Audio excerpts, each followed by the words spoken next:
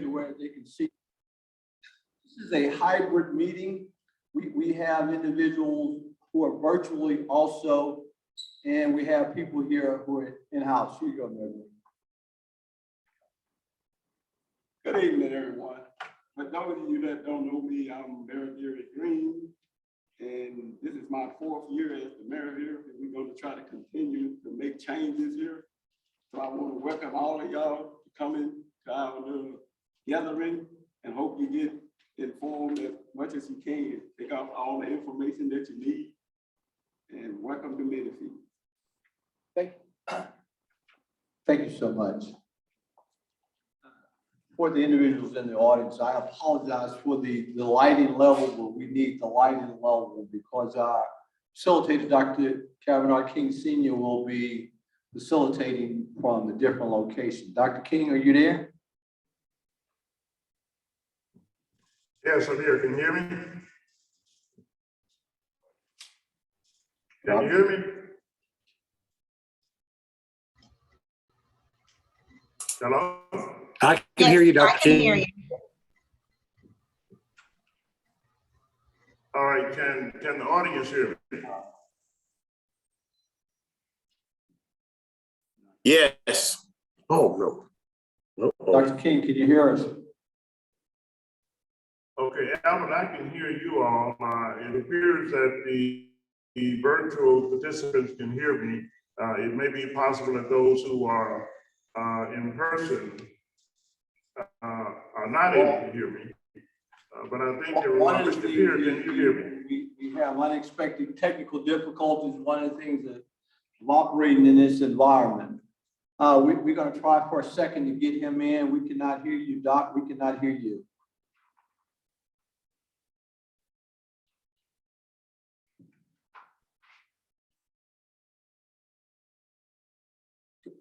One of the things that Dr. King was going to do was give an Alcdc, Alfpcc overview. We were founded 41 years ago on Black land retention. And at that time, one of the big things that was happening was that there was a huge Black land loss as far as farmland and just in land in general. So we were founded at the campus of UAPB to combat that. While I believe Mr. Tucker is speaking with Dr. King to see if we can get him on. Can you hold 1 second? Albert, the virtual participants, I think, can hear me. So there must be something on your end Speaker on and off. that's not picking up.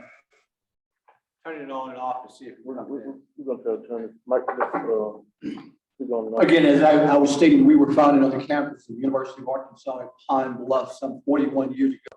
And 2 of our original board members, Judge Berlin Jones and Mr. Harrison Lott, our treasurer. Look like,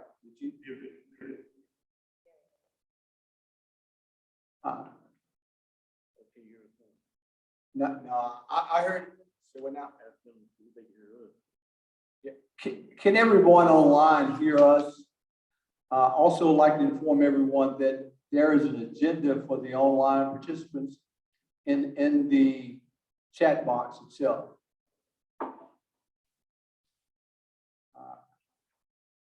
Mike, are we still trying to get him on? I don't see his picture anymore, Mike. Albert, can you hear me? Yeah.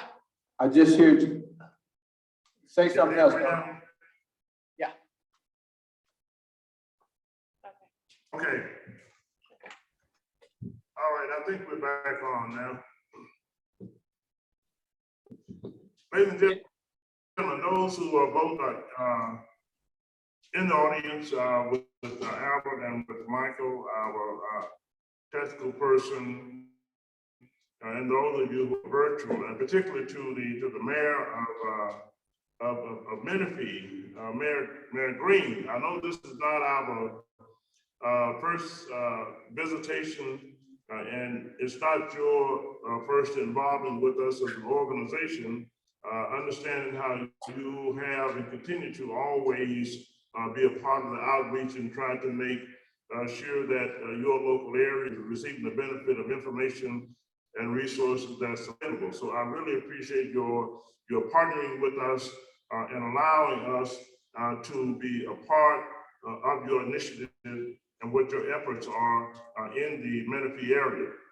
As a very brief overview of the program in general, I'm hopeful that those people that's available and participating in this particular event. Of course, we have what we call One USDA, and as a part of the One USDA, we have USDA Natural Resource Conservation Services, we have USDA Rural Development, and we have USDA Farm Service Agency, along with Arkansas State Department of Agriculture that will be participating in this event. The intent is for us to provide to the who are part of this event access, information access on resources that's available for our community economic, both from the production agriculture perspective, it may be community facilities, infrastructure, but with specific emphasis that's given on our program service area delivery on what is conservation program services and what we call conservation programs for community development, economic development as a whole. One of the areas that I'm hoping to talk about is what they're calling now smart conservation program practices. The area that we'll touch briefly on, and I will give some summarization this at the end, will be on air property as a barrier. And air property is a barrier, particularly as it relates to landowners and farmers of color for the most part. But with other communities and other individuals as well. But air property as a barrier in access, maximizing the utilization of resource availability, accessing those resources. The resources are available, but accessing those resources, property as a barrier. Other areas we'll cover will be urban agriculture. Urban agriculture, which is a part of the farm bill, the present farm bill, and how to access resources and how to become an urban farmer, or what we call the micro-urban farming. And that for the most part is under both the Natural Resource Conservation Services as well as with Farm Service Agency from the financial resource perspective, and with Natural Resource Conservation Service on some of the program service delivery area. And that again is the urban farming area opportunities in urban farming. And the other with USDA rural development, again, is still back to the air property as a barrier point in both those categories, both with the micro-urban farm, with Farm Service Agency can be a barrier also with program service delivery with NRCS. Other areas with USDA rural development energy program is one of the specific areas that apply to our rural communities, and of course the rural housing. And we know in most of our lower income communities, rural housing has continued to become what we call suitable housing, addressing the housing issues in our rural communities and the availabilities, and particularly the dollar amount that's available now. I think up to roughly some $268,000 based on eligibility of the particular individual that one can possibly qualify for in the housing program. They'll talk more in detail about that. The energy program, community facility, grant/loan program, infrastructure, combination of both grant and loan program, and of course, a bunch of other resources. But we hope that we're going to target specifically those areas that would apply to the rural. There are specific areas and program service delivery areas, rural development side, that will not apply if you're at a certain population area. So if you, I think it's over the population, some $35,000 in population number, then and they will correct me if I'm wrong on that. They qualify for certain programs for the USDA Rural Development Program, except for the energy program, cooperatives and other areas. An area that is not a part of this, of course, there are a lot of resources available in that area. We won't be talking about that. Is on ag marketing services. There was a lot of talk and resources and how those resources are being delivered in the previous year. We will have more details on that hopefully, and some there are resource individuals participating probably from the national office on some of our upcoming events, and those will be announced. Again, a farmers market, just one farmers market grant program, regional type of hub grant program, delivery and planning grants for those. And it is very relevant to creating food hubs, local food supply within the more urban settings, and connecting plans that allow you to do that both by the use of state grants, state program services with the State Department of Agriculture and Ag Marketing Services, USDA national resources. I'm going to stop at this point now. We're going to move ahead with the agenda. And the first one in our first session, session one, is going to be USDA Natural Resources and Conservation Services. And this agenda, we have the District Conservationist, Tiffany Williams. Ms. Williams on the line. And for our listening audience, let me do this as a point of a reminder. One, that we are trying to operate in accordance with the CDC guidelines and requirements and dealing with our field activities. USDA is doing the same. There are specific requirements. COVID-19 is not finished with us yet.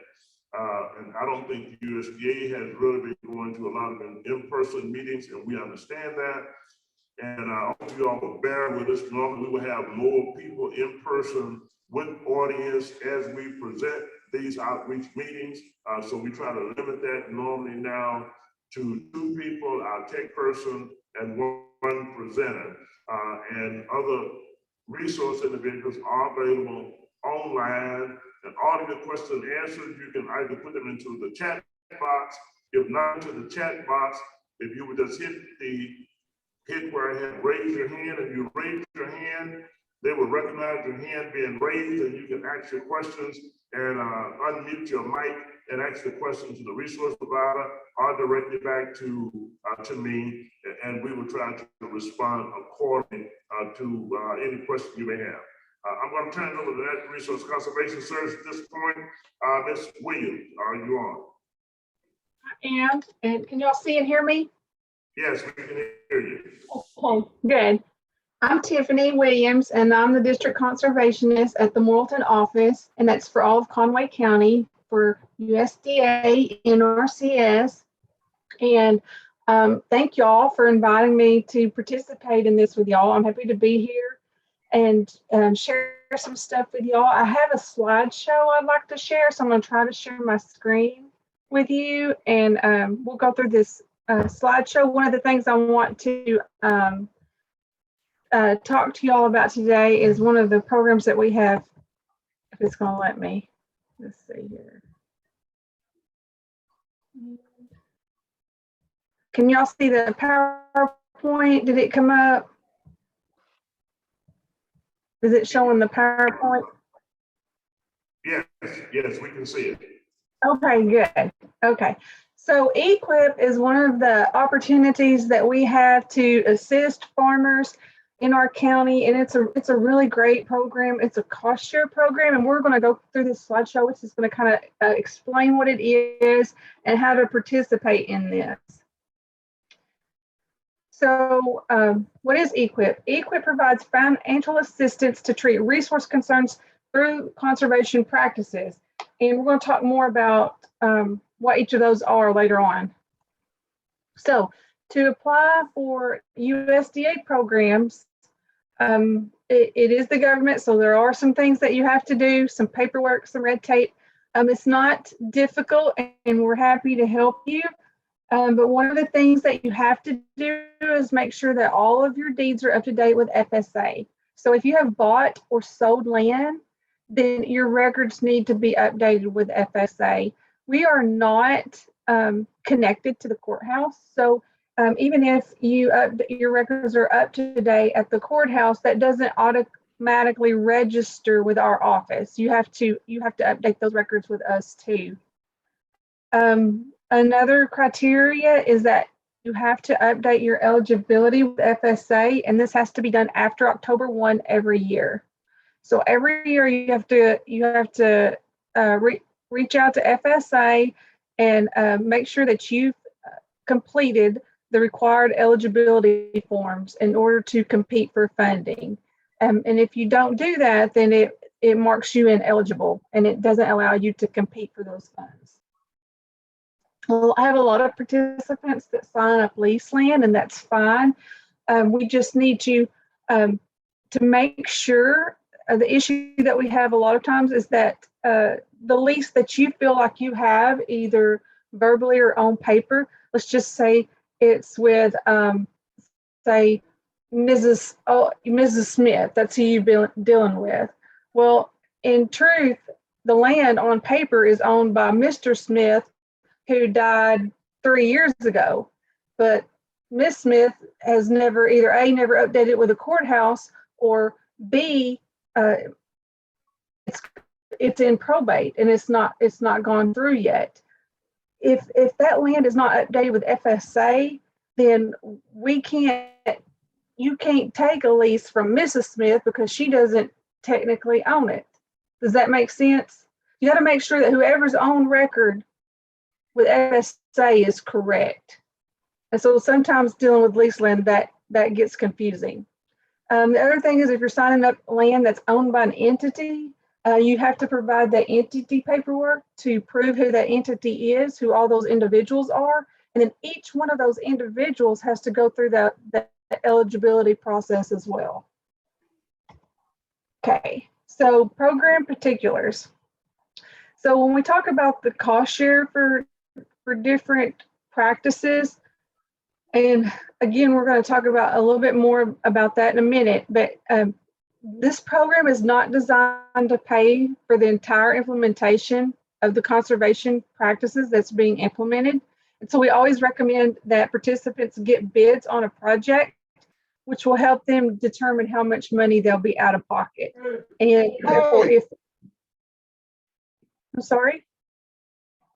I'm on Zoom.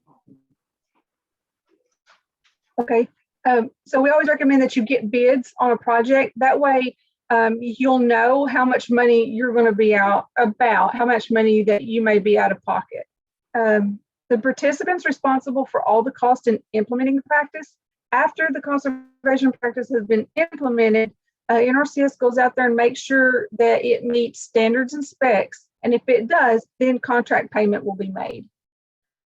Money obtained by EQIP contracts is taxable income, and participants do receive a 1099 for that. And then practices are required to be maintained for the life cycle of the practice. So how to sign up? Turn in applicable deeds to FSA and complete eligibility for the applicable fiscal year. Connect with the local NRCS office and filling out an application and scheduling a field visit. Meet with the NRCS representative at your farm. And then once we're at your farm, we'll work with you to identify all the resource concerns that you have, and then what conservation practices, what resource concerns that you have identified to us that you really want to work on, and then what conservation practices that you're comfortable utilizing in order to treat that resource concern. So here's some examples. I did a few examples here. So you can see this is a rotational grazing operation on a pasture farm operation. So the resource concern would be maybe short, not enough forage, not enough water, or trying to better utilize your pastures to get more out of it. So we might work with you on implementing some cross fences and water systems to do a prescribed grazing operation. Those would be the conservation practices that we would use to treat those resource concerns. Another example on a row crop operation, let's say you had soil quality issues or degraded plant condition, we might look at cover crop and no-till as some options that you might find suitable to treat those resource concerns. Poultry houses, we're in a big poultry county, and so obviously nobody wants chicken litter sitting out in the open where it can run off into the water. And so water qualities would be an issue. you can see in the picture that it shows, it looks like there's chicken litter just piled up at the end of each of those houses. That's obviously a water quality issue. Sediment transported to surface water. So we might use a stacking shed to treat the water quality issues and heavy use area to treat the sediment transported to surface water issues. Timber. We're just one of those unique counties that has a lot of really diverse farming. We've got all of these situations here. So timber is another big farming operation that we have here in the county. So if fire management was a resource concern or degraded plant condition in a timber operation, we might look at fire breaks and prescribed burning, as well as TSI, timber stand improvement. And that's all I have. I wanted to have enough room for questions if y'all had any, or if I needed to clarify anything. But we would love to work with y'all. We would love to meet you. We are located in the old Farm Bureau building on Shady Lane next to the medical marijuana dispensary, right off the interstate, kind of across from where you would go to Tractor Supply. So if you ever have a need for us or would like to come visit, talk about your farming operation, give us a call, email us, let us know what we can do to help. Oh, Tiffany, we have a question from the audience.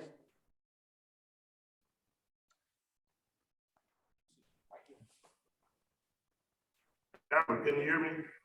Yeah, we can hear you. We got a question. Yeah, go. Cindy, I may not have heard you. The resources that you offer, are they staff resources or financial resources in the way of grants, loans, or combinations of both? Both.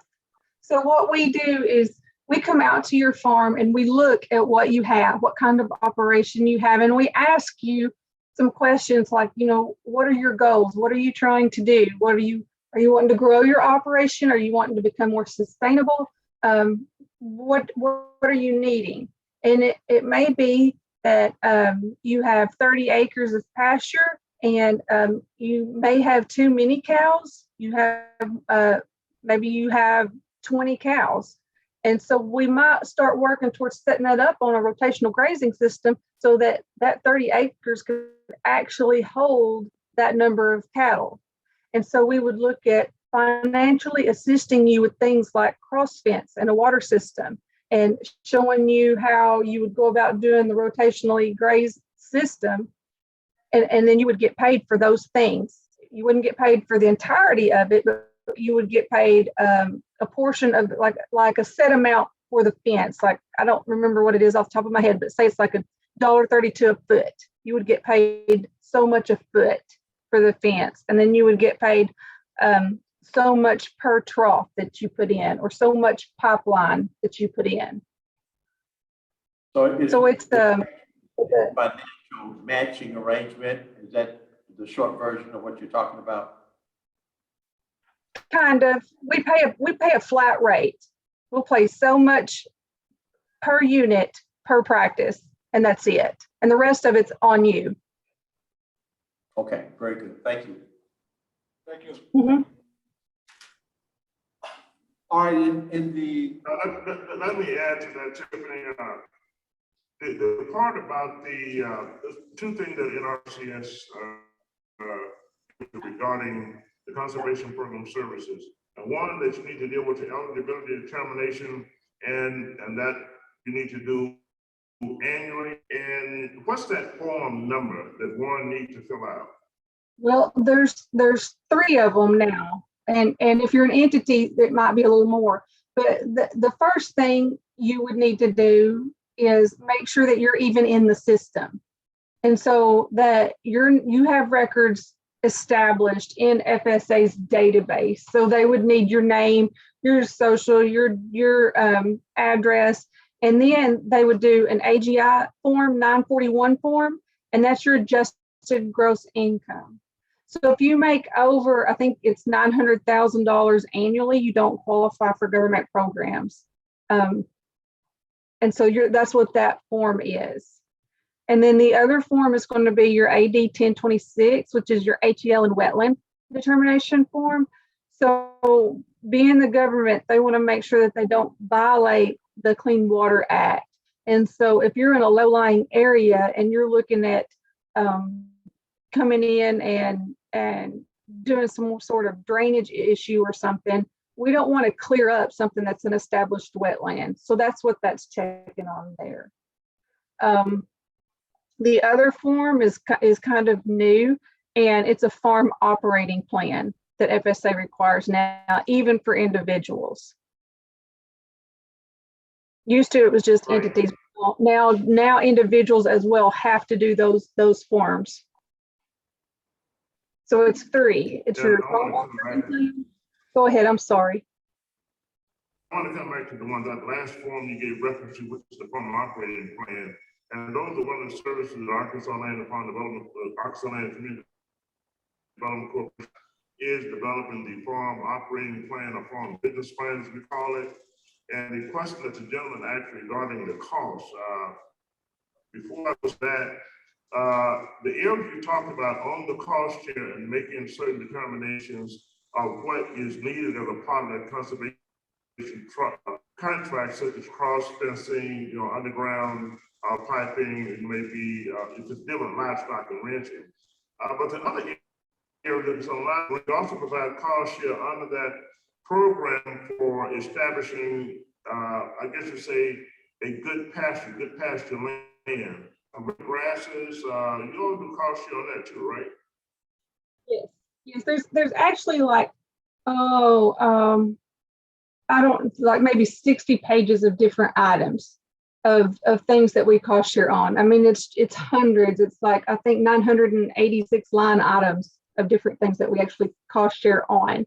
And so that's, we try to meet with each farmer individually so that we can talk to you specifically about what you're trying to do, what your goals are. But yes, pasture establishment is one of the things that we do cost share on. The problem that we're having with pasture establishment right now is the criteria for that particular practice requires that you lime and fertilize according to a soil test. And right now, most of y'all probably have noticed that lime and fertilize are just have skyrocketed. And so our cost share right now, which Mike Sullivan is working on this, and hopefully something will get done with it, but our cost share does not reflect the current inflation that we're suffering right now. And so even with what NRCS is paying, most of the participants are having trouble coming up with their share because the rates are just so outrageous. Yes, and that's why I wanted you to move to the form of the forms to the farm business plan. Part of this overall process, when we develop a farm business plan, it includes the overall operating cost for that farming business. The program, the projected program revenue to employ these type of activities on your farm becomes a part of that plan. Also, it would enable you to access, to request the added financial support to cover that board of the variance in the overall cost with Farm Service Agency. So I want individuals to understand and see the direct relationship between both Farm Service and the Farm Business Plan.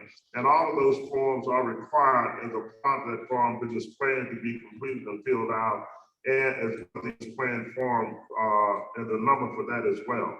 So Farm Business Plan is very, very, very key as it relates to conservation program being a requirement, which also allows them to make a determination as to where the other resources will come from, either by pricing with Farm Service Agency, but the farm plan also that is developed, it also reflects other revenue part of that business plan for the farm. It may be off-farm income as well. And there's a category for that.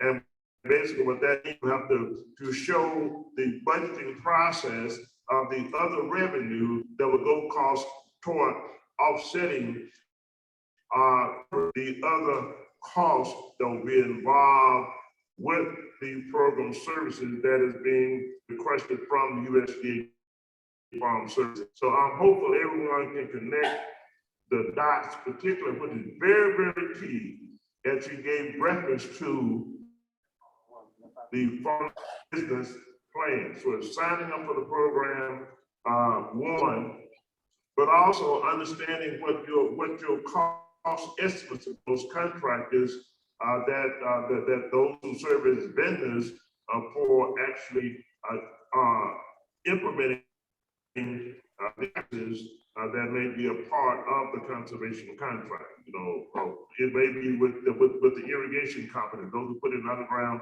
pipe in the way. It may be with those who build the hoop houses and what the cost is to build a hoop house. That cost has gone up now, and understanding what if it's up to 90%, what 90% of that cost would be with NRCS, what they'll be covering, how the other additional 10%, how much that would be, and what needs to be a part of that business plan and the source of revenue for that cost. So thank you very much, Tiffany. If there are questions from the audience. I want to say one thing. I think I might have either, you froze up a couple of times, so either I didn't understand something or maybe I wasn't clear, but a farm business plan is super important, but we do not require that. I was talking about a farm operating plan, and it's a little bit different. I think FSA may require a business plan for an FSA loan, or development may require one. The NRCS does not require a business plan.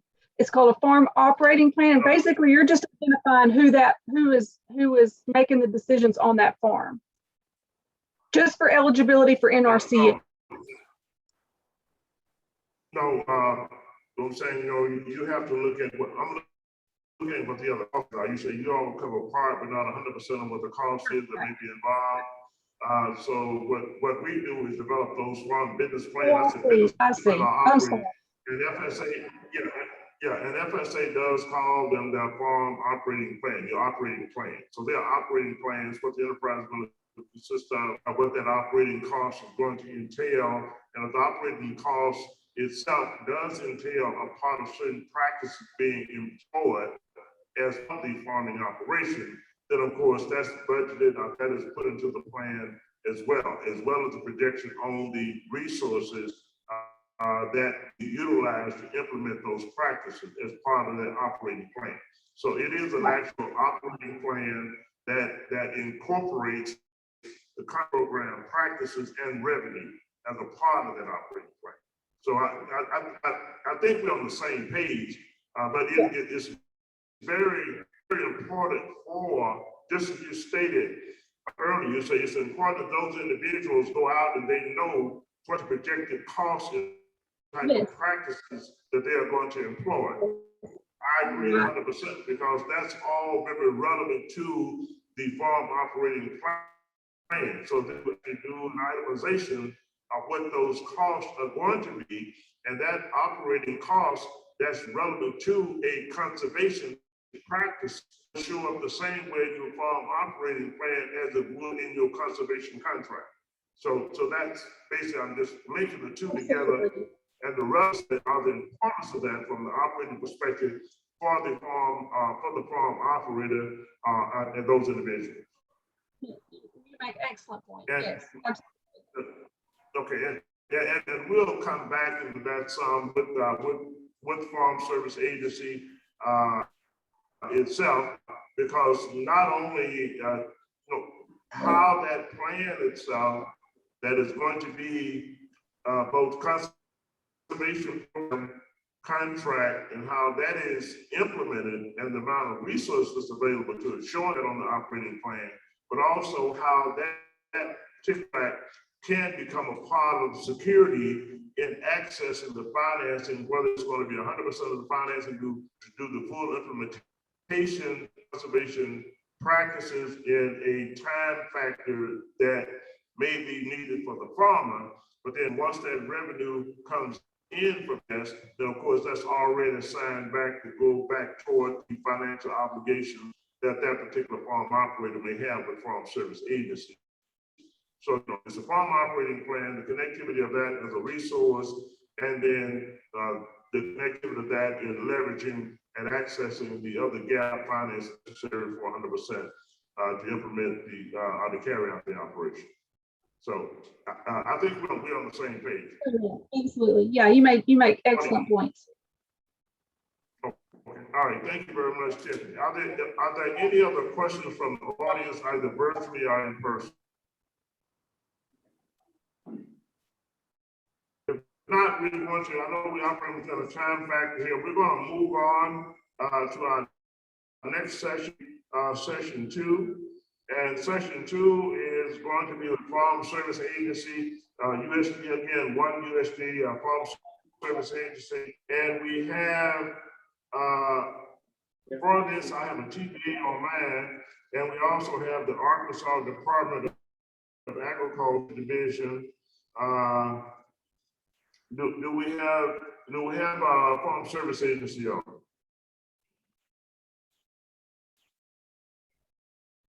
Have to do Farm Service Agency. They had not responded. I think there was an illness. Did you hear me, Dr. King? Yeah, okay. Do we have anyone for Farm Service? No, we do not have anyone from Farm Service Agency, I don't believe. Well, to our audience, I'm going to give just a summary of the Farm Service Agency itself, program services that's available to FSA. And let me, please, I want to advise you on this, and we'll go back to NRCS, but we have the USDA Center. And Tiffany, could you give me the exact name for USDA Farm Service Center? Yeah, Farm Service, am I right? yes, Farm Service Agency.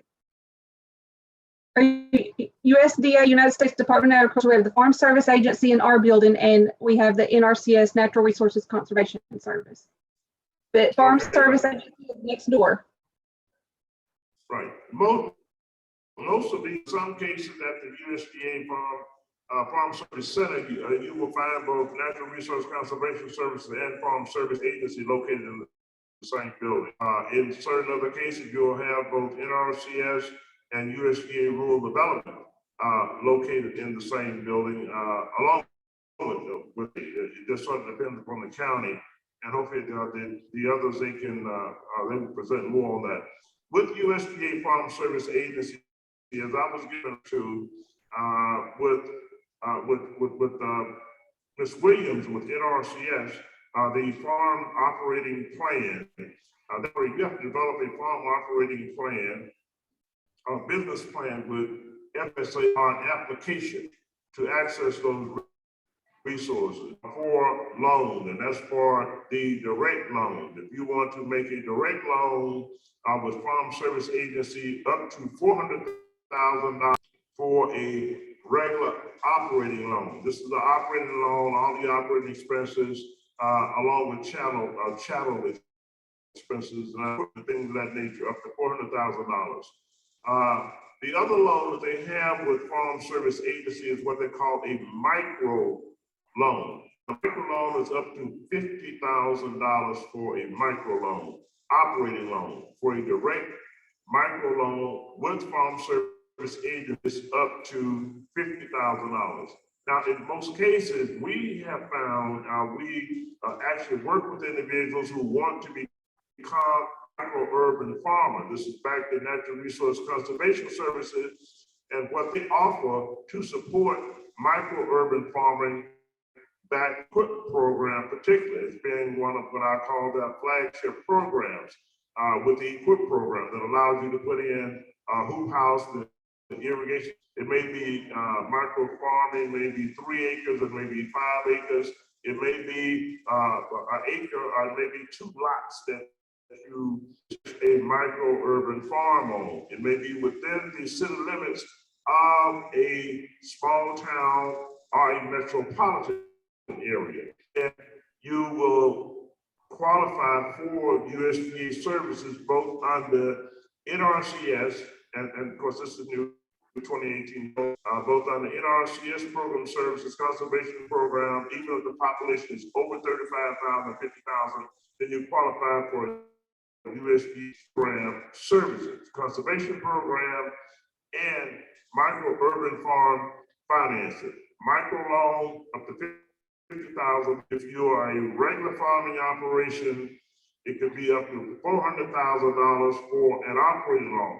Now, that's covering all of your inputs, your seed costs, your equipment costs, your field costs, your herbicides and pesticide costs, and things of that nature, which you're on. Then on the other side of that, they have that capital loan. The capital loan would be for investments of a purchase. And I'm not going to get into how long they normally finance that for, but you can get an additional $400,000 for a capital loan to purchase land with Farm Service Agency. That's under the direct loan program.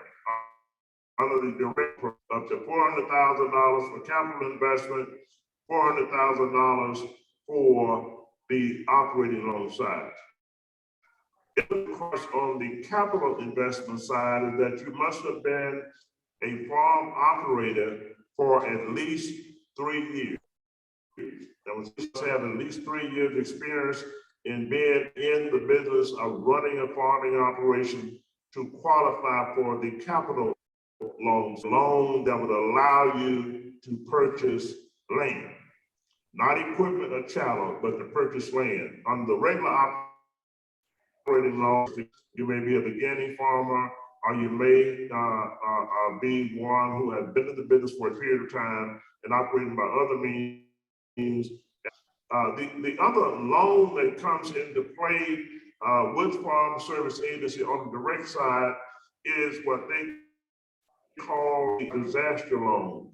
And that comes into play. Some of the counties in the area have been declared as disaster areas. I would advise the Farm Service Agency, it is possible that your county or your area has been declared as such. Weather conditions, be because of drought, because of excessive rain, and things of that nature. But the emergency or the disaster loan program is a direct loan program, and there are eligibility requirements with that particular loan. One of the things that will allow you to do is pay off creditors for your operation from the previous year. If there were other lenders outside of USDA, security for that particular loan under the emergency loan or the disaster loan program.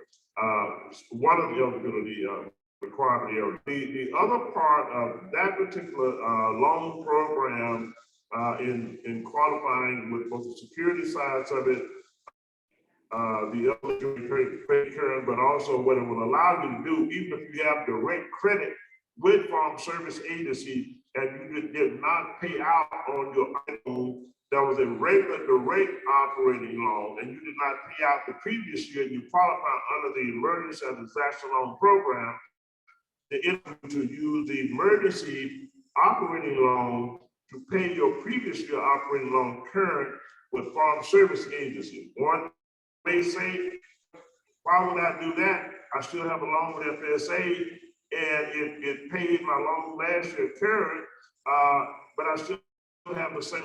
What it does is that it allows them to spread that emergency loan out over a number of years.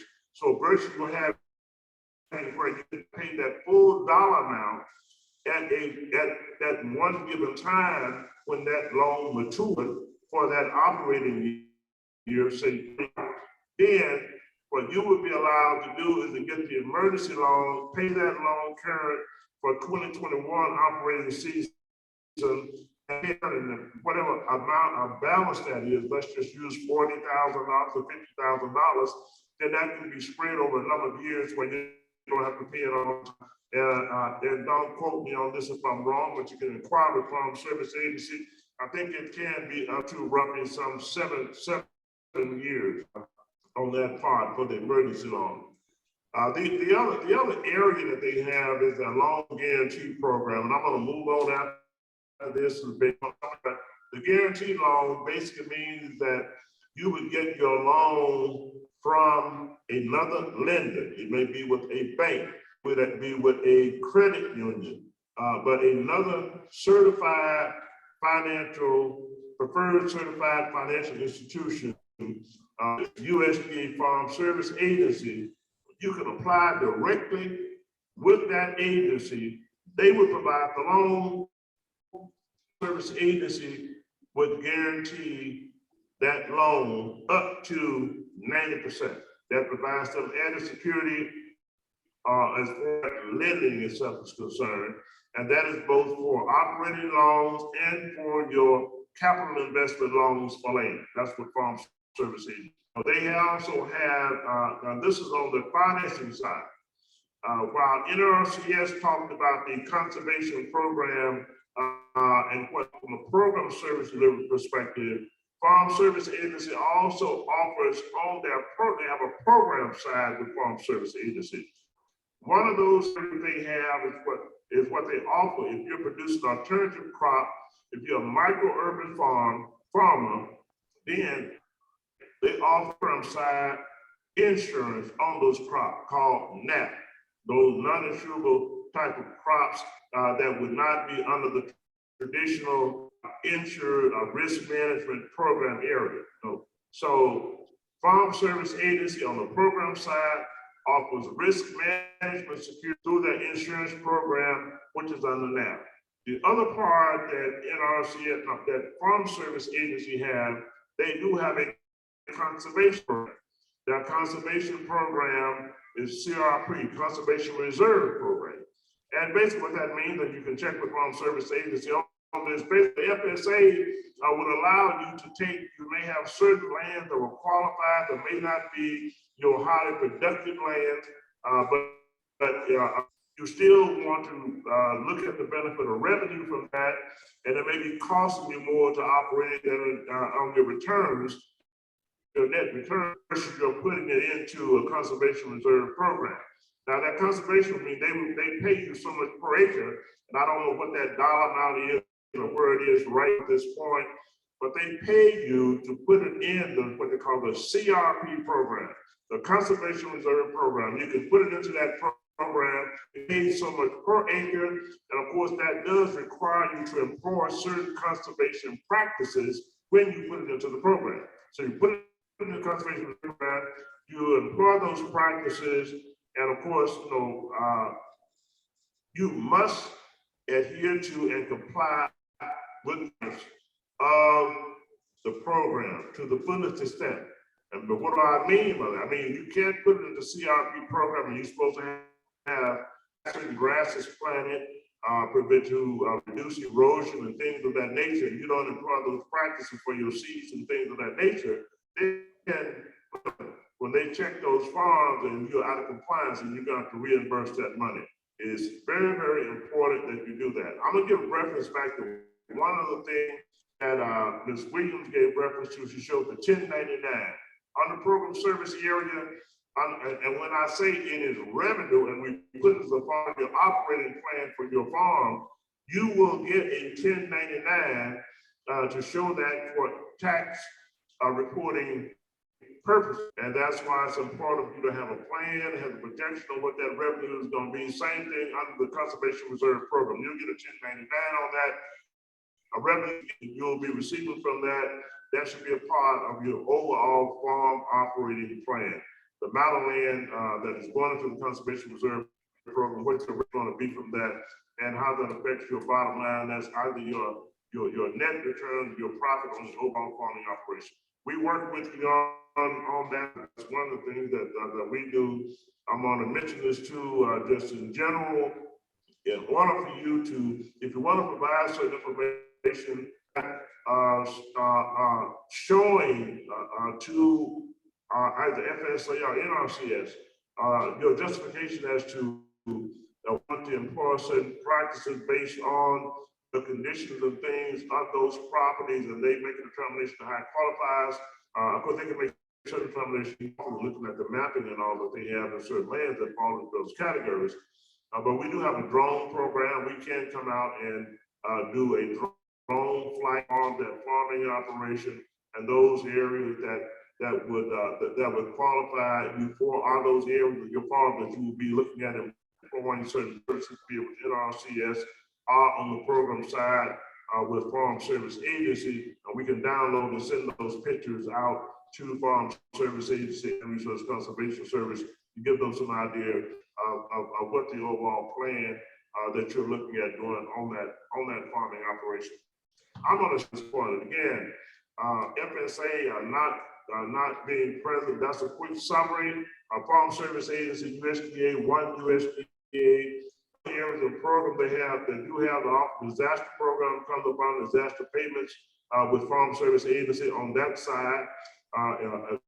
As well, they have some added benefits in place, and they can give you information on insurance buy-up and dealing with risk management. With farmers, I would encourage you to have a conversation with Farm Service Agency, USDA, about all of their program services that they have to offer, and other program payments. So there are other program payment areas that FSA does have. Not going through, but you can go to USDA website, pull up FSA, and they should have a listing of the various program services that's available.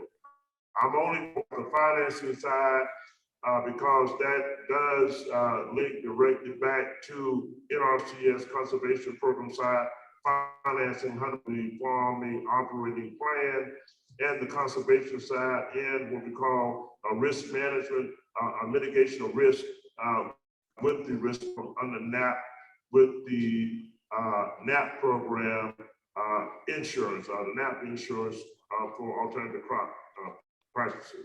We're going to move now, and we have Arkansas Department of Agriculture, the Forestry Division, and Skylar Bennett is Skylar on? Hear me? Yes, I can hear you. You're breaking up a little bit, but I can't hear you. Can you hear me? I can hear you. Okay, Mr. Bennett, you're on. All right. So my name is Skylar Bennett. I work for the Arkansas Department of Agriculture, Forestry Division. We have offices that help with technical advice on timber-related issues that cover every county in the state. I'm the county forester for Cleburne, Conway, and Van Buren counties. So I'm one of your local service agents. If you have questions related to timber, feel free to let me know. I'll gladly help you the best I can. I was asked to talk today about two programs that the Arkansas Forestry Division helps assist in. One is the Forest Stewardship Program, and the other is the American Tree Farm System. The Forest Stewardship Program was initiated in Arkansas in 1990. It is funded by federal grants and overseen by the Forestry Division for Arkansas-related issues. It's a cooperation of about 9 agencies, state and federal. And to apply for it, it requires you have a minimum of 10 forested acres with at least 2 objectives that you wish to manage those acres for, whether it be soil, water conservation, timber, wildlife, recreation, or aesthetics. If you wish to apply for this program, you would submit an application. We would reach out to contact you, visit you on the property, preferably, discuss your objectives for what you wish to see happen. Then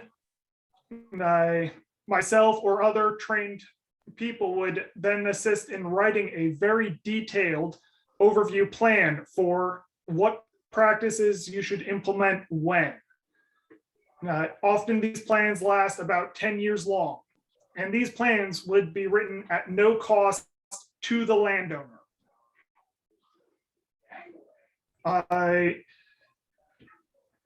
And assuming that you are interested in furthering that along after you've gotten your plan and started working on it, you could reach back out to us and ask to become a certified forest steward. That would be after viewing that you have indeed been following the plan, initiating various parts of it. We would submit your application for that. And if it is approved that you become a certified forest steward, you would get a sign that you can post on your land recognizing you for your accomplishments. And it'd be recertified periodically. And this also means that your plan could be updated fairly frequently. If you have any changes in your objectives, we can alter it. We can help you with what your current objectives are for your land. And for that, it's here. I've got a link I'm going to put in the chat for where to find more information on that program, as well as where the application is.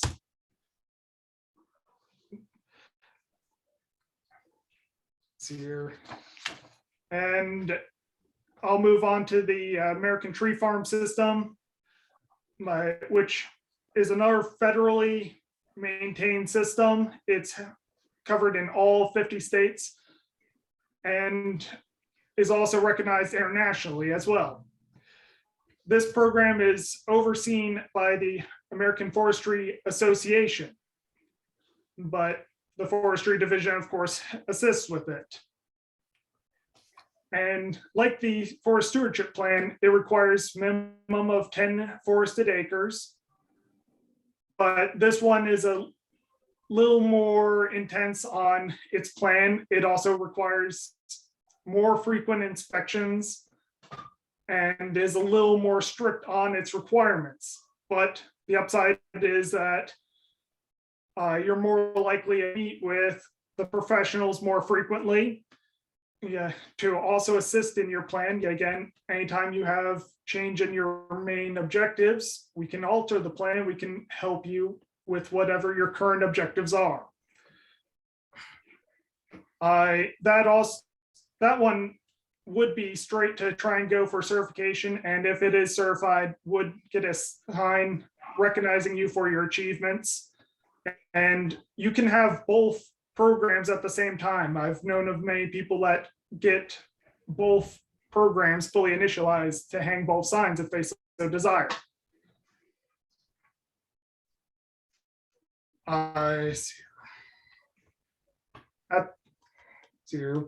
But I'll also put the link of the tree farm program in the chat for anyone that wishes to utilize it as well.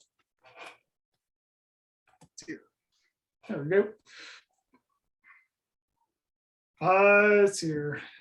I feel like I'm probably skipping a couple of things, but at this point, does anyone have any questions so far?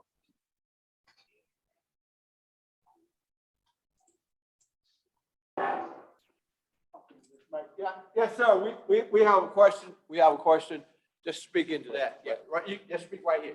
Stand right here. This you ain't got to speak into the mic. Just speak into that microphone right there. Can you hear us? Yes. King. We can hear you. Yeah, Skylar. Skylar? Are you there? I'm here. I can hear you. You mentioned that there is professional assistance with developing your plan for these respective 10-acre tracts. What other assistance, if any, are available? So we primarily provide technical assistance with knowledge. I'm a registered forester recognized by the state of Arkansas. And if you had timber related questions, I would try and assist you the best I can. We partner with Arkansas Game and Fish. If you had wildlife questions, we try and work them in, especially with any plans, and they would write a wildlife section of said plans. Okay, thank you. Mr. Bennett, and this is for the audience purposes, with Arkansas, you said one, it takes a minimum is 10 acres, one. And this is what the forestry steward plan. But correct me if I'm wrong. Now, your area is basically providing technical assistance to develop that plan. Yes, Okay. Now, when the plan is developed, you can also develop that, provide check system that develop the plan that employs conservation program services practices. Am I right? yes, you can take a forest stewardship plan or a tree farm plan to NRCS to help enroll in some of those cost share programs. We often recommend going and visiting with NRCS or farm services to enroll in some of those programs to help enact the plans that we write to help you with your objectives. All right, thank you. And I asked that Mr. Bennett because one of the questions that was done, I think they would, if I understood them, they were trying to understand the resources that will be available outside the technical system itself is one thing, which is very, very important because these plans are recognized by natural resources conservation. That's one. Two is that the plan itself, under the stewardship plan, conservation stewardship practices can be integrated back with the natural resource conservation program services, cost share program services.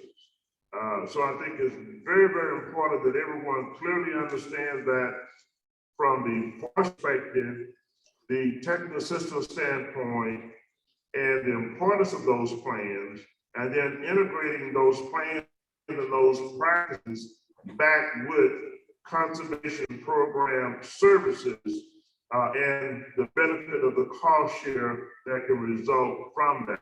But one being a state agency on the technical system side, the other one being both the TA and capital resource provider for program service delivery in order for you to implement those stewardship practices.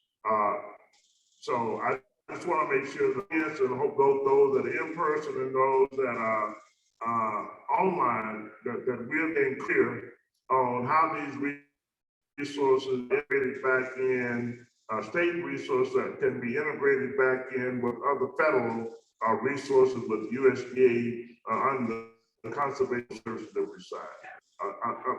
Are we clear in that area, both in person audience and those that are online, or do you have any other questions?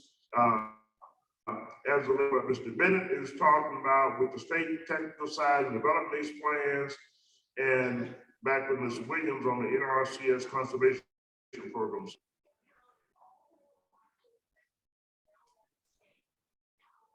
Hey, I would just like to add that Skylar and I work together, and anytime that we enter into a situation where both of us are needed, then we're happy to join together and work together to make sure that your needs are met. So we work together. We're happy to work together to make sure that the participant receives the maximum amount of benefits available.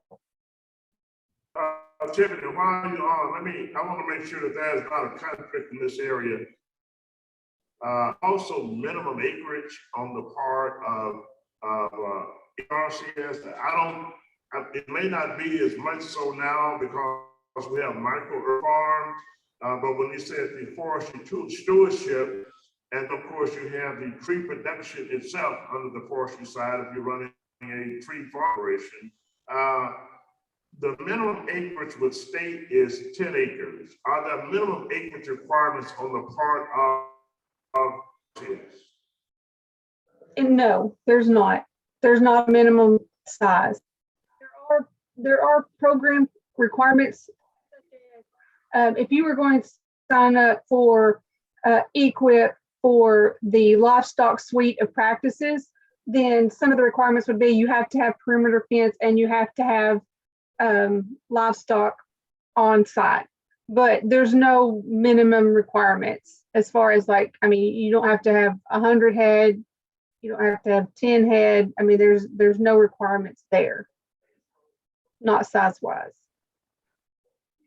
Mr. Bennett, I'm going to come back to you with this question. In a case like that, where we're trying to employ both the conservation program services and say we're dealing with a micro farm and it's a 15-acre piece of land or a 10-acre piece of land, and we're going to have 3 acres, 4 acres going to be in horticultural crops, vegetable crop production, and then we have out of 15, well, I use 10 acres. We have 3 acres that's going to be in vegetable crop production, and then we have an additional 6 acres that's basically dealing with where we have some wooded surrounding areas and things of that nature. Then we could we employ, that's less than a 10-acre forestry side of it. We have 6 acres in trees. Can we employ the State Department of Agriculture to develop a stewardship type practices on that additional 6 acres that would qualify for conservation type of practices to give a cost share on that surrounding wooded area? I'm glad you asked. I meant to clarify that, well, those 2 programs I mentioned, the Forest Stewardship Program and the American Tree Farm System, have a minimum acreage of 10 acres. For me to give technical advice, to write a management plan to assist the landowner, it has no minimum acreage required. I'm Okay, glad to great. help anyone with any acreage or number of trees that they wish to have more assistance with. So for example, Great. Scott and I have worked together on one contract that I have that's timber, that's 8 acres, where forestry went out there and gave me the recommendations with that from that farmer. And then the contract reflects those recommendations and the plan that Skylar wrote, and it's just on 8 acres. So. All right, I really appreciate it. I get that 10 acres. Now, I was thinking that pretty much of the way it worked and the partnership engagement that you all have, but I want to make sure the audience had clarity from that perspective. No minimum acreage requirement on either side, state or on the federal side, but it is imperative to employ these partnerships to maximize your access to the resources and enabling you to benefit from other resources that's available. I know we have worked with some beginning farmers and those that have like 8 acres in the city limits and 5 acres in the city limits, and they're going to produce vegetable crops. They're employing equal program services on the micro-urban farm, but they have some tree areas that we need to take the system developing those forestry type of practices, best practices on the wooded areas, and how those practices would qualify, you're able to integrate that back in conservation program services as a part of the overall equip our conservation program for that particular beginning farmer after you get the farm number and things of that nature. Let me back up one more time, people, and I apologize for this. I forgot to, if you are a beginning farmer, if you want to become a micro-urban farmer, and this is under the FSA side, we're still in work session 2, that you need to go to Farm Service Agency on the program side, and Tiffany gave reference to this. You must have a farm number. You must have a farm number. You have to go to FSA if you are wanting to become a micro-urban farmer and you do not have a farm number. You must have a farm number in order for you to test any of these program services. Again, a lot of this exists in our what we call suburban rural areas. We call them suburban rural micro farm areas because they're not in the city limits, but they're sort of the surrounding points of those small town, some of the urban communities, and I won't start calling names that some we've been to, but they're surrounding areas with small acreage. It may be 10, maybe 15 acres, it may be 5 acres, and they don't have farm numbers on that. It may used to be a house seat some years ago. That house seat, a homestead that consisted of some 3 acres or 4 acres that used to raise gardens and things on, and families grew up on that. And now you have inherited that. You're the heir to that. One, that you must have or show that you have the control of that land, or you have the administrative authority or responsibility, saying that there are any other heirs involved. We're back to the property issue again. If you are heir and it's not being utilized, and you want to become a beginning micro-urban farmer, it is imperative. It is most important for you to get a farm number in order for you to receive the benefit of any of these program services. That is with Farm Service Agency. Farm Service Agency would be the one that you would go to on the program side, as I talked about NAP and the other areas. You got the finance side,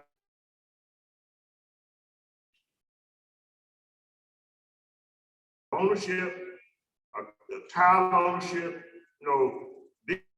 deed to that's the FSA, are the fact that you have a lease on that farm, and the person who leased that land to you has the legal authority to lease that land to you, and that you have a lease that at least showing where you have access to, say, for a period of some 10 years, that would allow you to meet all the compliance requirements within the time frame of a conservation contract, maybe 7 years. So again, and I failed to mention that under the FSA side, farm numbers to get a farm number, Farm Service Agency on the farm side. You must have the farm number in order for you to get these resources that we are talking about as a micro beginning farmer, micro-urban farmer.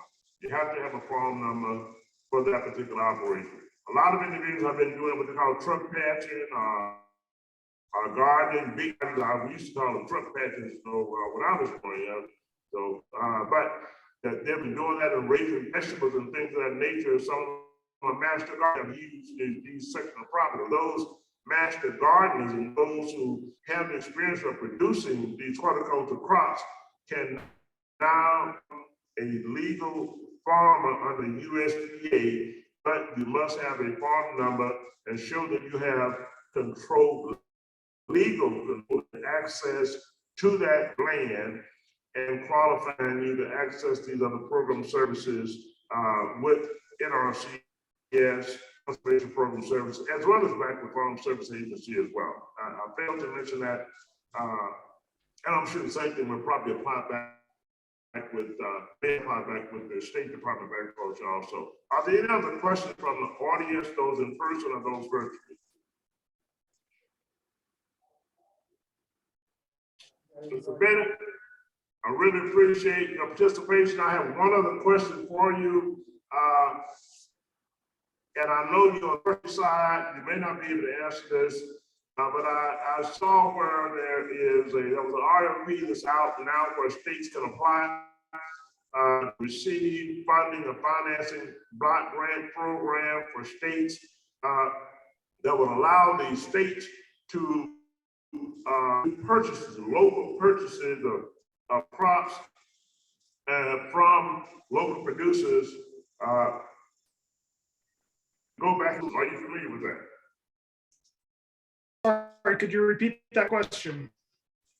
Okay, the question was, I was reading that there's a request for application that's out for block grants where states can apply for block grants on USDA side, ag markets, to support local farmers buying local products for supply back to local food supply. Are you familiar with that?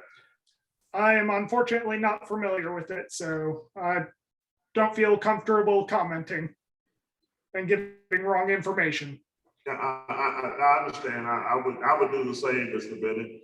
We invited you on the portion side and good job on that, and then understanding the importance of partnership both at the state and federal level in order to maximize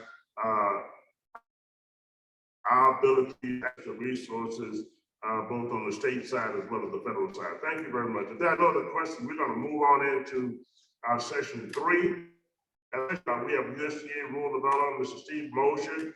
He's the program coordinator with the Strategic Engagement Division of the Southern Region. Mr.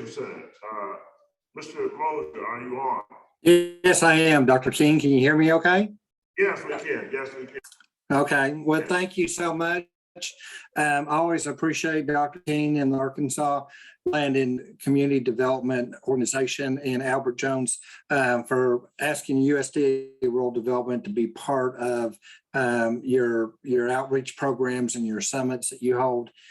So I'm really excited to be part of this and to share the information about 42 different programs with USDA Rural Development. I'm going to share my screen.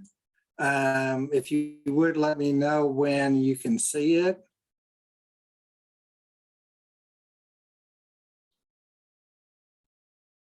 Can you see it yet?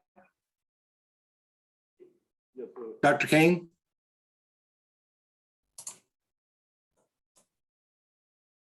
Can you see the slideshow? Yes. Yeah, I can see it. Yes. Okay. All right. I want to share with you about USDA Rural Development. We are committed to improve the economy and quality of life in rural America. And the USDA Rural Development improves the economy and quality of life in rural America through many different programs. We actually have 42 different programs, and we help rural Americans in many different ways. We offer loans, grants, and loan guarantees to help access jobs and support economic development for essential housing, health care, first responder services, equipment, water, electric, communications, infrastructure, and so forth. We promote economic development by supporting loans to businesses through banks, credit unions, and commercial lending pools.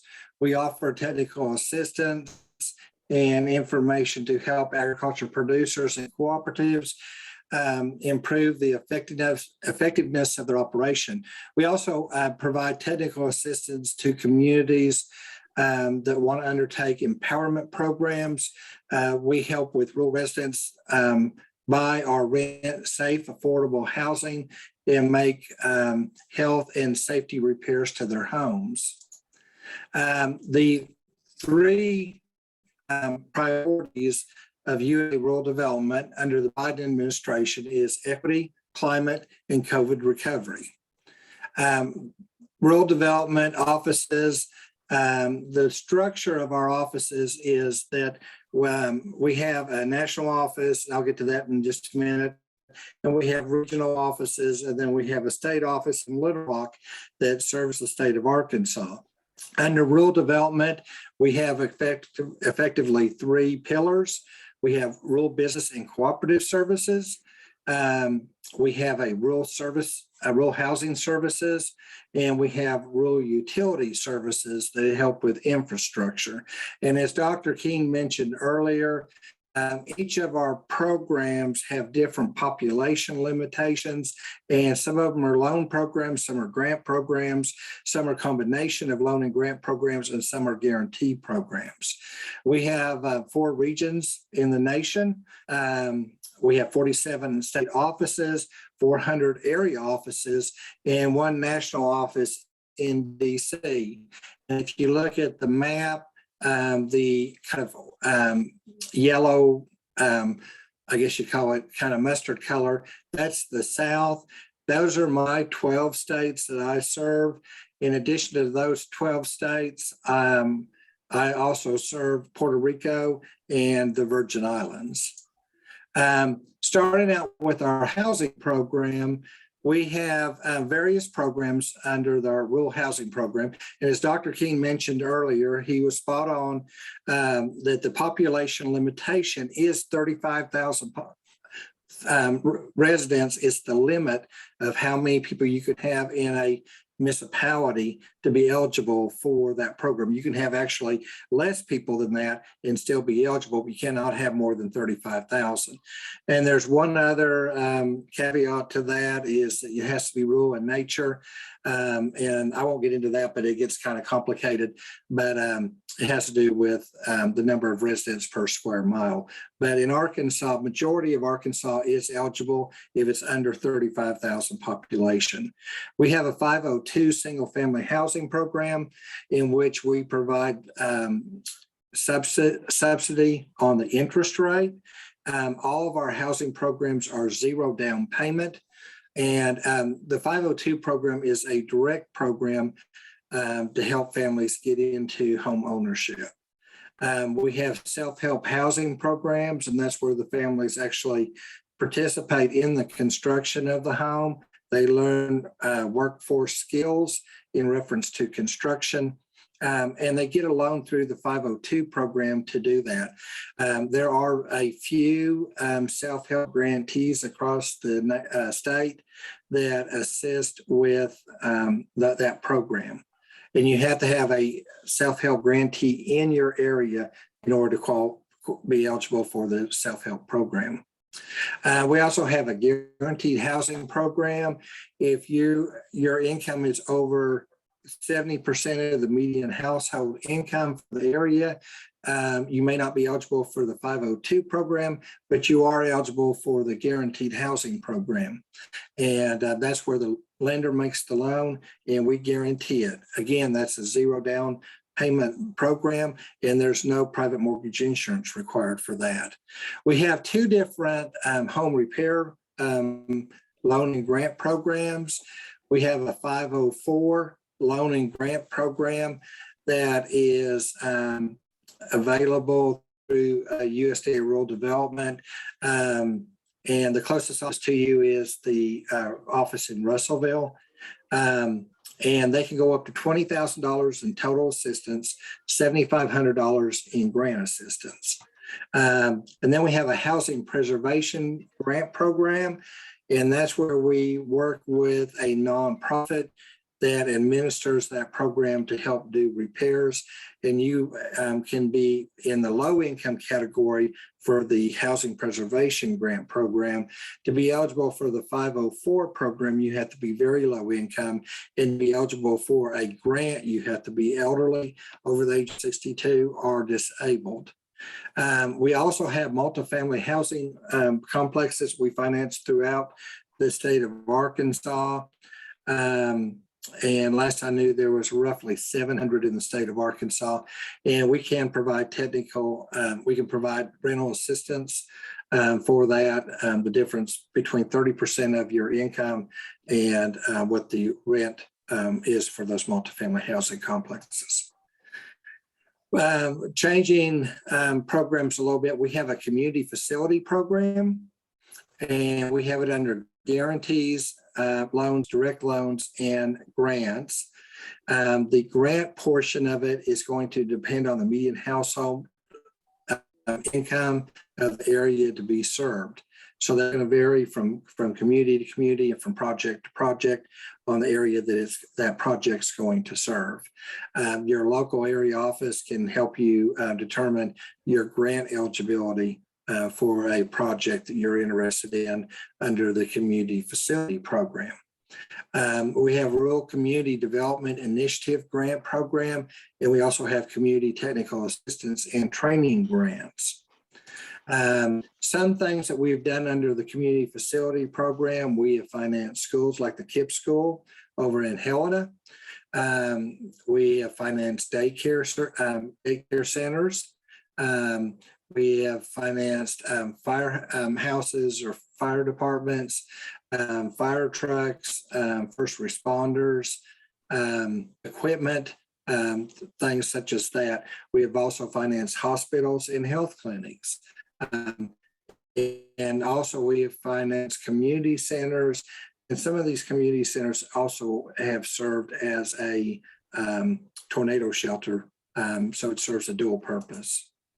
Under the Rural Utilities Program, we have water and waste disposal loans and grants.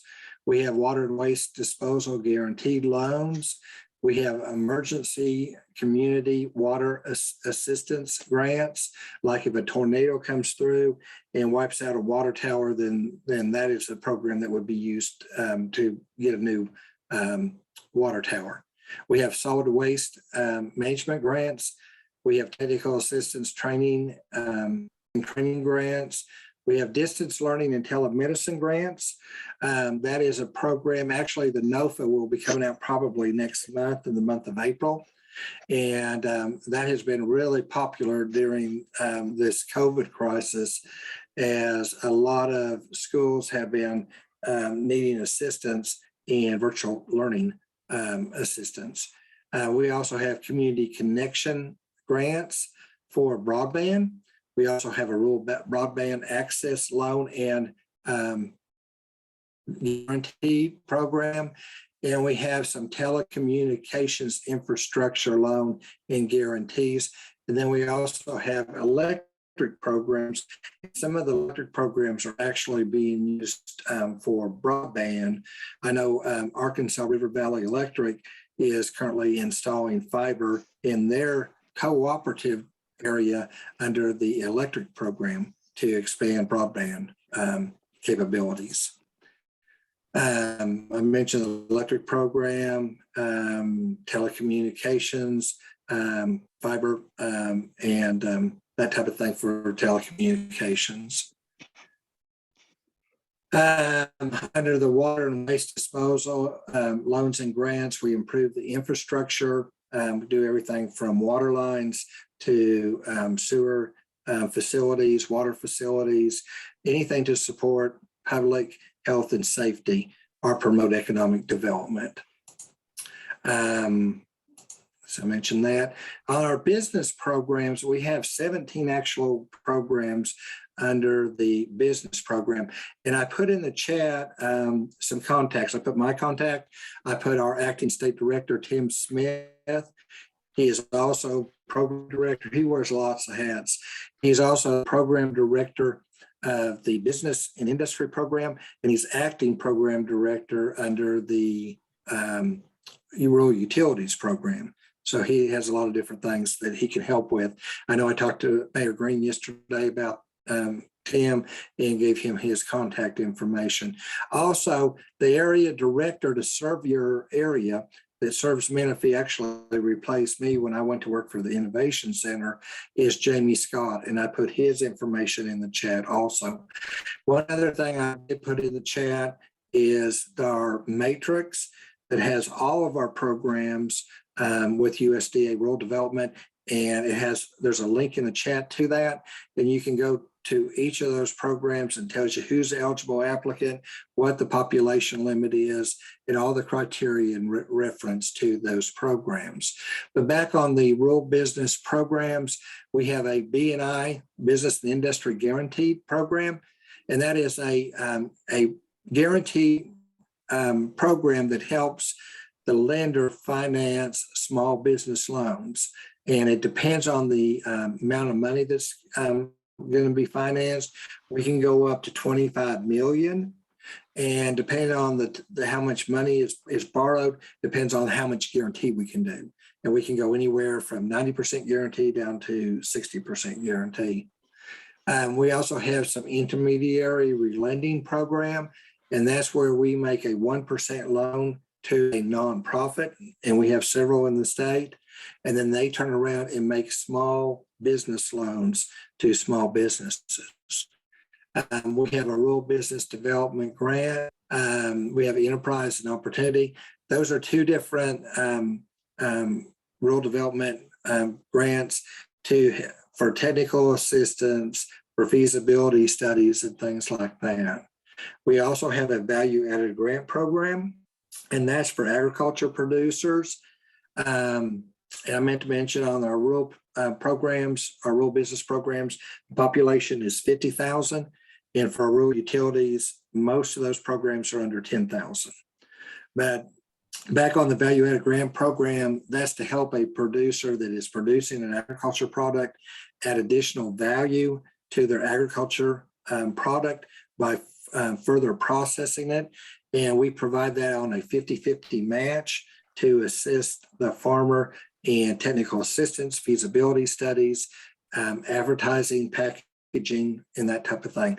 We cannot finance equipment or land or buildings or anything like that. That falls under the B&I guarantee program. We have a socially disadvantaged group grants. We have a rural cooperative development grant. If there's a group of farmers that want to go together and create a cooperative, we have a grant program to assist with that. We have Rural Energy for America grants and loans called REAP. It's up to 25% of the project can receive a grant, and that can be used for one of two things, either energy conservation, or it can be used for renewable energy production. Some things we've done under that program, there's up in Northeast Arkansas, there is a plant that produces ethanol that we finance. We've also financed some solar farms under the Rural Energy for America program called REAP grants. We have, I mentioned the co-op programs earlier. We have, looking to see if there's anything else. We have a Section 9005 Advanced Fuel Payment Program. I haven't been really involved in that. I'd have to refer you to Tim on that program. And then we have this, what they call Red Loan and Red Grants. Those are rural economic development loans and grants. And what that is, if a cooperative wants to take out a loan to finance a particular project like a hospital, we actually make them a 0% loan, and they turn around and loan the money to the municipality or whatever for that project. This is a picture of a value-added grant where they did further processing on egg production. I kind of mentioned the energy programs. I won't go into those again. And we want to be your partner in prosperity. And one thing with USDA rural development, if you have a need or a project that you want to move forward, feel free to reach out to me or Tim Smith, Acting State Director, or the Area Director, Jamie Scott. And if we don't have a program to help finance that for you, we have a multitude of great partners that we can refer you to. The other thing that we have available that we created a few years ago is Arkansas Community Economic Development Alliance, which is a voluntary group. We meet once a quarter, and it has nonprofits, foundations, state and federal agencies, and you can submit a needs assessment to that organization, and we will all look at it to see who can help with that and help you put the pieces of the puzzle together to help you move your project forward. So with that, I will conclude. Is there any questions, Mr. Jones or Mr. King, Dr. King, that I can possibly answer for you? I know I went through that really quick, but I was trying to stay within the time frame. Steve, I appreciate that. I want to go back to, I know you said a part of RD was the equity side. Yeah, we have an equity project called Rural Development Equity Project. And what we are doing from the Innovation Center, we are working with the state director and the state director's team. And all the state directors haven't been appointed yet. So Arkansas state director has not been appointed yet. So once that state director is appointed, then they'll assemble a team, and I'll work closely with that team. But there'll be 10 communities that will be targeted in the state of Arkansas. And through that program, we will try to identify those areas that need service. They're in most need. We will assemble a group of partners to work together and try to help those, we'll engage with those communities to try to move forward in improving that rural community. Did that answer your question, Dr. King? Yeah, that answer. I just wanted you to come back to that because I don't know if a lot of the communities or the mayors are familiar with that, and we may not have that many of them that's on right now, but if they're not on, I'm hoping those who are, as well as those who are in person, that you would engage and have the conversation with your mayors and with your county judges and the initiative as it has to do with USDA. That's occurring both from the rural development side as well as from the natural resource and conservation side too. I know they have a subcommittee on equity and equality with NRCS. But I want to go back and just make a general statement from this perspective. This is for public purposes as well. We all know that one of the areas for USDA under the present administration is equity and equality. Yes, sir. And there is a commission that has been created that is active now. We'll have some of that in our newsletter coming up and what the purpose of that commission is all about. A certain population that will make it. Some I hope they'll probably be immediate, others may be more long-term for implementation. But specifically, you're right, there are, Justice Steve, and I did want to come back to that on that equity initiative on the part of USDA rural development. We have a lot of underserved communities of color, Steve. And yes, I'm telling you this, so we'll take it back to these state directors. I live in one.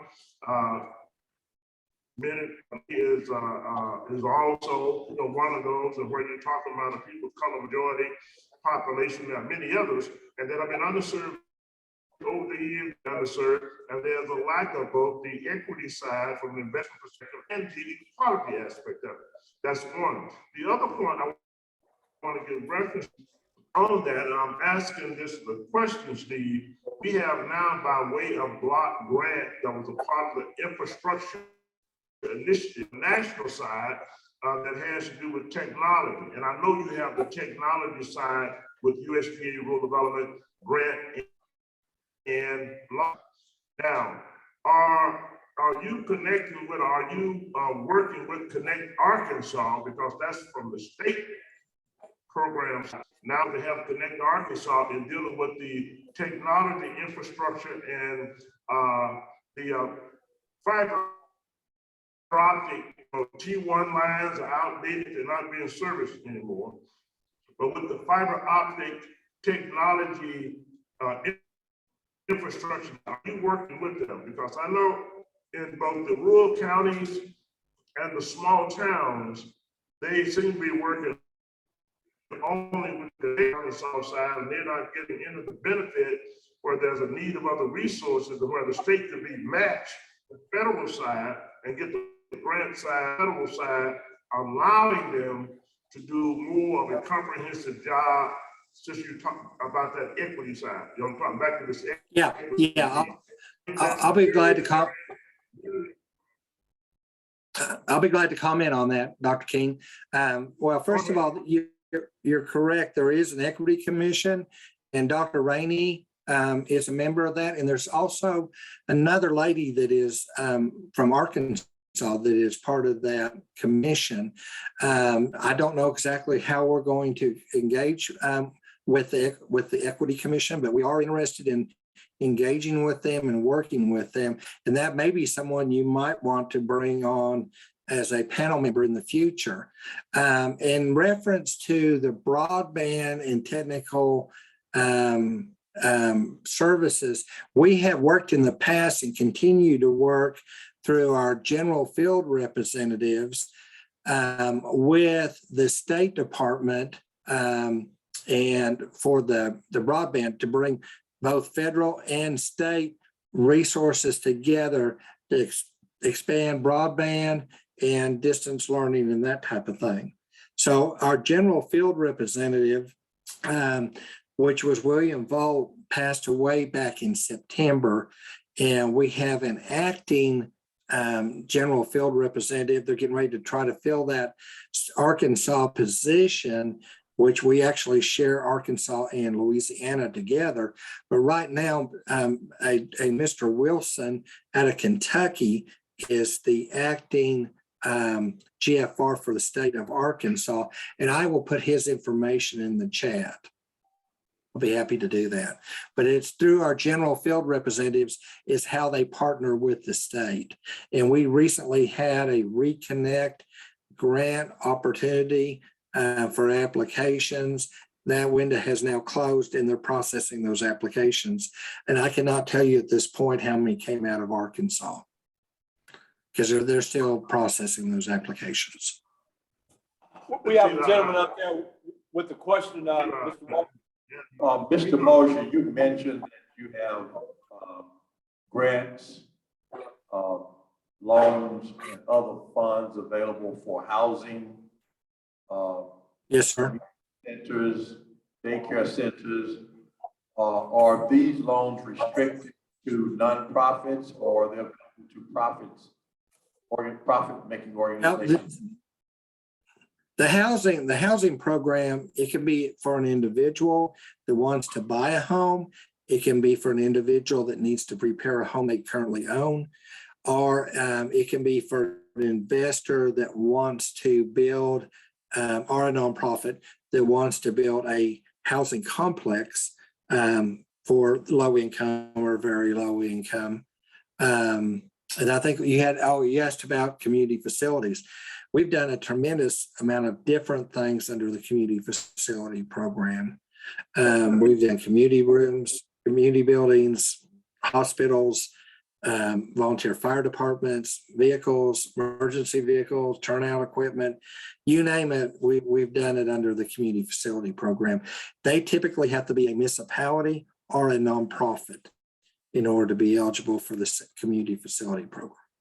Can you do any of these community service-based developments, i.e. community centers, daycare centers, et cetera, for a profit-making organization, for a for-profit? We can, and on the loan program of the business and industry program. We cannot on the grant program because that falls under community facility, and you have to be a nonprofit or a municipality for the community facility program. All right, thank you. Does that make sense? I hope that helps. Yes. The main thing is if you got a project, and I've worked with Menifee, the city of Menifee in the past on various projects. The best thing to do is get with your area director, which is Jamie Scott. His information's in the chat, and talk to him and his staff and have them help you actually start putting your application together.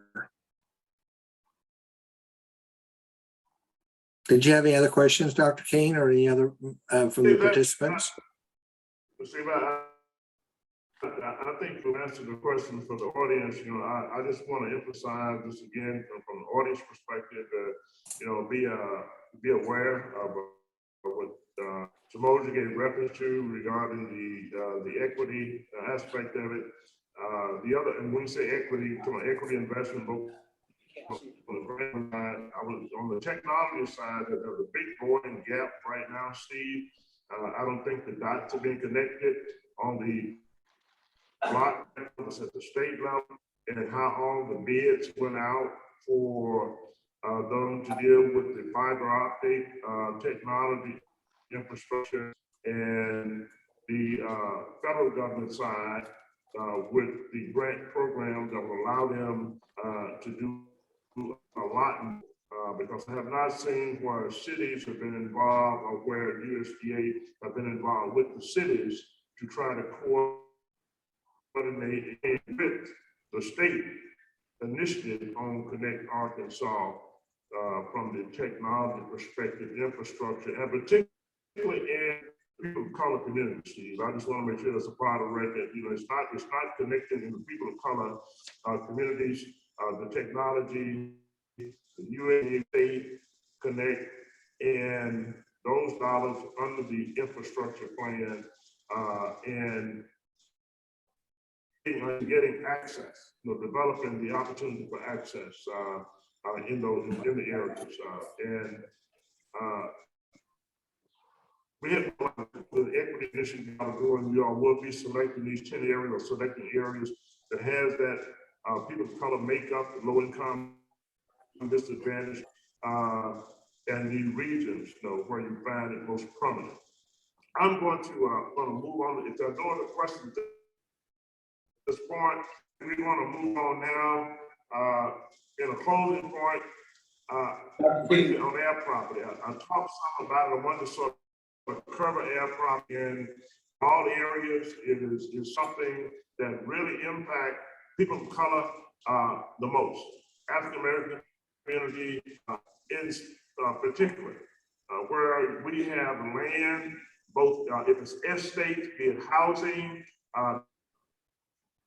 be it property is left, where there's no will, and where there's no will and we have end up with what you call in that land, air property. Now, of course, one of the things that has occurred in Arkansas, the new law was passed, fortunate enough for that to happen, called the Unified Air Property Act itself in the state of Arkansas, which provides for it. And we see it's what has been the driving force behind people of color, real property being lost, particularly and other real property as well.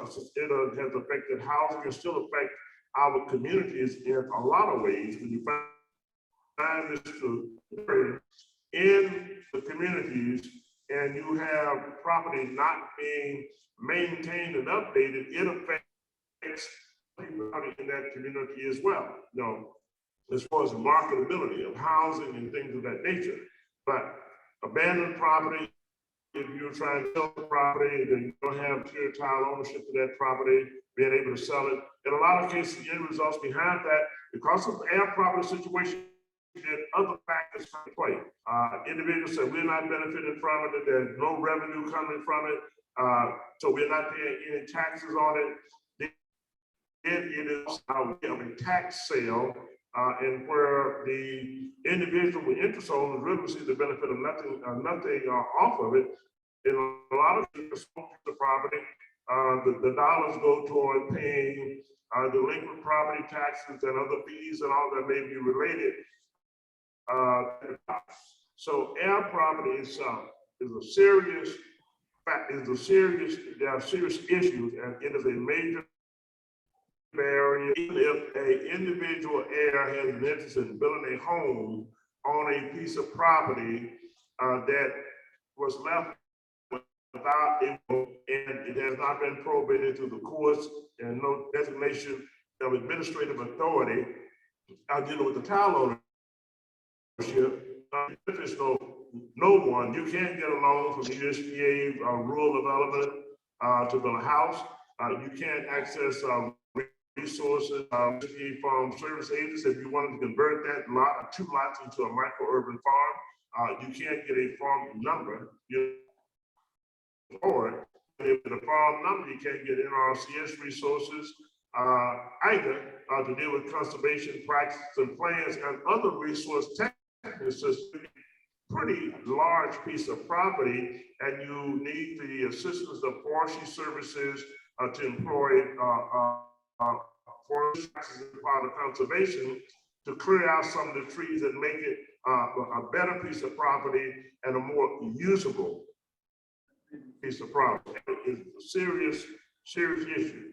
But under the Unified Air Property Act, anyone who may possibly have an issue with that, where it is engaged or involved with air property, and an individual will say they want their interest out of it, and they sometimes will go petition the court. They will petition the court, and it used to be that once they filed that petition with the court, the court would say, we do not have an agreement on the property, then we will order the property to be sold at a public auction to the highest bidder. People of color in the American community lost a lot of land. Roughly 30% of the land lost in this country was by way of air property. 30% or more air property issue. Under the new law, if one petitions the courts for that property to be sold, or to get that interest, they must first offer that interest back to the other heirs at the market value. And that's what a court or a judge would know, that you offer your interest to the other heirs, and you all make a determination of what the value of the acre is. Say it's $2,000 an acre, and you got 2 acres. Then if it's valued and determined that the appraisal value is $2,000, you must offer your 2 acre interest back to the other heirs at that appraised value of $2,000 an acre. That's under the Unified Air Property Act, the new act of the air with dealing with air property. Now, in addition to that, and I did not talk about this under the FSA side, it is an act now, a program that is in place. There has been an effort of the USDA to make available loan dollars that will allow heirs to purchase other heirs' interest out in order for them to establish some clear point of power, administrative authority, and responsibility on heir property. Now, again, that's back when I didn't get into that from a program perspective. I was doing more with the financial side and other areas, but there is an heir property lending program. Now, some of the information that we had published and what they were attempting to do, they put the RFA out, request for application, and they were asking CDFIs, Community Development Finance Institutions, to make applications to become the re-lending entity, where they would make the money available to community development finance institutions, the loan money, and they would loan the money out to individuals who have such cases. They make the application showing and determining what their interest or their air property situation is, and the amount of loan that will be needed in order for them to buy the interest out of those other heirs who want to sell their interest.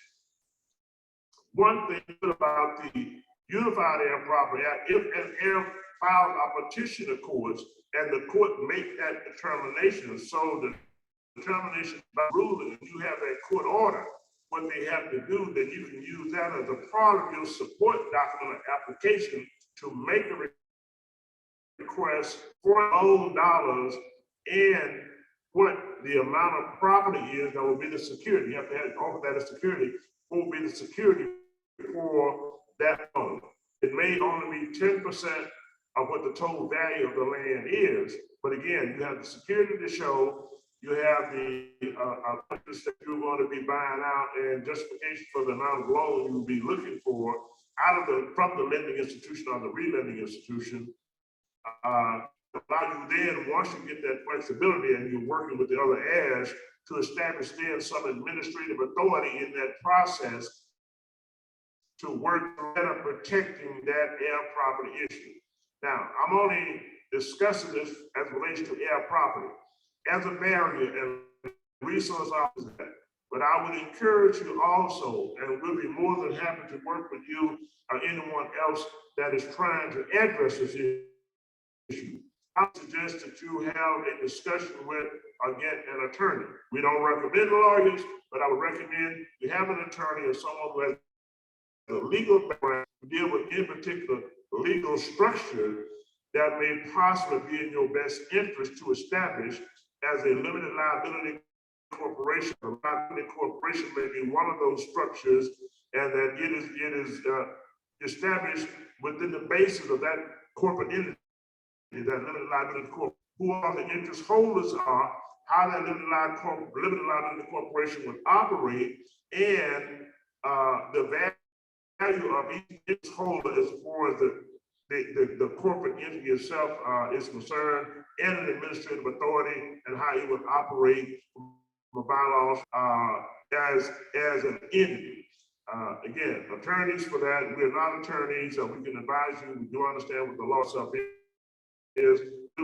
Any attorney or any family or those representatives that may be seeking to resolve this issue on property, giving you access to other resources that may be available, are allowing you to be able to be a legal representative, then to sign or to give certain lease agreements showing you have the legal authority to lease that property to other individuals, thus to access other resources to make your property more valuable, maybe under conservation program services, other means. That's an air property.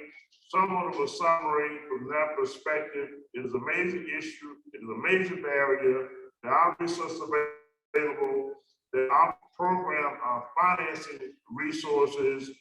There is court procedures or processes that you have to go through, and how you make a determination on how to remove a disgruntled heir, or one who just say, I have no connectivity, no cultural connectivity. I'm a distant cousin. I can't relate to that farm. I can't relate to the rural country areas. Just my 2% interest is.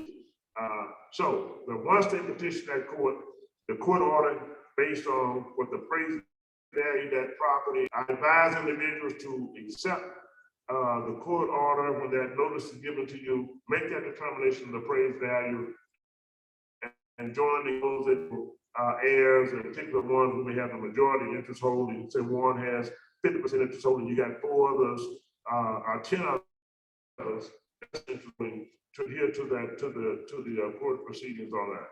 That's all I have, ladies and gentlemen. Are there any other questions? If not, I'm going to turn it back over to Mr. Jones. I have to thank the virtual listening audience and those that are participating in present in Menifee. I'd like to thank the mayor again. And I want to acknowledge also we have Ms. Yvette Browning. I saw Ms. Yvette Browning, board member for Arkansas Land and Community Development Corporation, Arkansas Land and Farm Development Corporation, as a board member and a very resource person for the organization and for the state of Arkansas, State Department of Agriculture. Thank you, Ms. Browning, for being a part of this. She's Central Region. Of course, this is her region. Central Region, the Conway area, Menifee, Pulaski County, Pulaski County. Well, I won't try to name the county, I mean this one, but she's the representative for one of the representatives for the Central Region here in Arkansas for our organization. Our phone number for additional follow-up. If you have any other questions or need additional information, the phone number for Arkansas Land and Community Development Corporation is area code 870-734-1140. Again, that's 870-734-1140. If you're not on our mailing list and you are not receiving our newsletter, I will that you get on the mailing list. You'll receive information through our newsletter on an ongoing basis, as well as surveys, as well as information regarding some of the various issues we have talked about, conservation programs, what USDA has to offer, and defining air property. If you need additional information on air property, call that number and we will send you an educational and a summary guide on air property. We'll get that in the mail to you. Any information you need on air property, we'll provide it to you. Call them, leave your name, address, and we'll get the information out to you. Ladies and gentlemen, thank you very much for your participation. Also, we'd like to thank Dr. King. One other thing that I would like to mention is that our website is www.alfdc.web.com. I'm going to repeat that. www.alfdc.webs.com. alfdc.webs.com is our website, which will have additional information also. I'd like to thank everyone for joining us here in person, and those for the individuals who joined us virtually. Again, thank you and God bless. Go